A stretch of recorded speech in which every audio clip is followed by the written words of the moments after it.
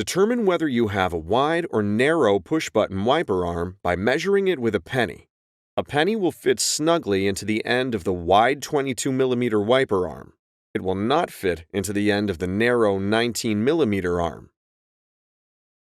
Before installation, remove the plastic protector from the blade rubber. With this arm type, it is necessary to remove the pre-attached adapter on the wiper blade and replace it as follows with adapter BC. Identify the release tab for the pre-attached adapter. Press the tab down with your thumb while pushing the pre-attached adapter back toward the release tab. The adapter will disengage from the blade. Discard it. Locate adapter BC. Lower adapter BC into the cavity in the top of the blade. Slide adapter BC in the opposite direction of the release tab until it clicks in place. Adapter BC must lock onto the blade before proceeding to the next step. Holding your thumb on the front of the adapter, push the back end of the adapter into the open end of the wiper arm. The button on the top of the adapter must lock into the hole in the top of the arm.